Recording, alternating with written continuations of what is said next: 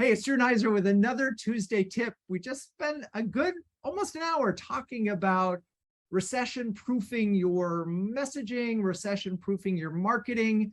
There's some skepticism on whether or not it's even possible, but it was an interesting conversation and we have some great tips. So Allyson Havner from TrustRadius, what is your tip on recession-proofing your marketing? So marketers in a recession are always going to have to do less or have to do more with less. So I would focus on finding that intent data that helps you find in-market buyers. So people that are already interested in your product, already showing that intent and that is already closer to a purchase, and really laser focus on targeting them with your marketing campaigns and prospecting them. Love it. Okay, great. JD Dillon from Tigo Energy. JD, what's your tip? My tip is see if you can build into your product something that helps the customer calculate ROI. You can do that both for that customer, and then you gather data for subsequent customers as well.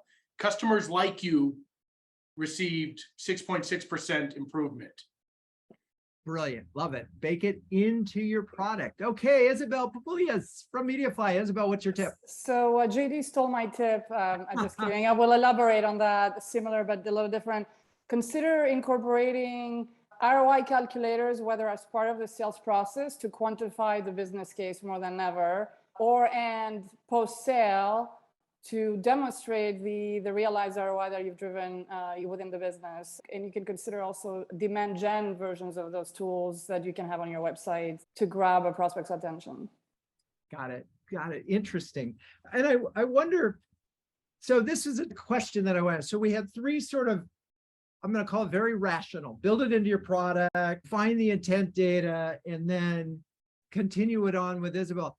How do we get at this emotional connection that we also need to have? And I'm just wondering, because people don't buy it just because we're going to get, the ROI, they want to feel good about it. I'm just curious, JD, does that spark any thoughts at all?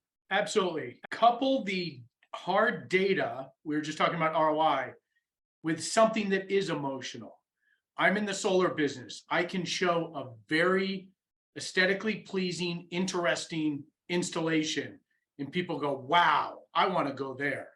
So that brings the emotion out in addition to the data. Right, because I want that. So Allyson, any thoughts on that?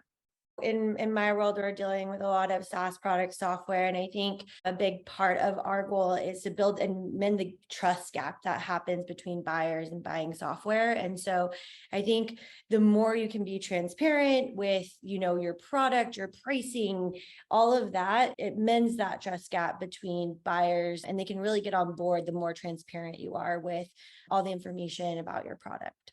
Yeah, it's so interesting. If we take that trust gap and then we build these things right into the product, you kind of brought those two things together. Isabelle, any last words on this?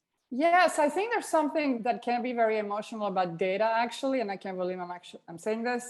But if within the sales process of the interaction with prospect, you're quantifying the business case either by articulating the upside, but also by quantifying the risk of doing nothing. Fear is a very powerful motivator. So it's not necessarily quantifying the upside, it's quantifying the risk, right? You're leaving this much on the table if you do nothing. Thank you for mentioning that, because it is so important, because what you're basically saying is if you don't buy our product, you're going to fall behind. You're going to fall behind. All right. Amazing tips. If you're a B2B CMO who can share, care, and dare with the best of them, check out CMOHuddles.com. I'm Drew Neiser. That's your Tuesday tip. Peace out.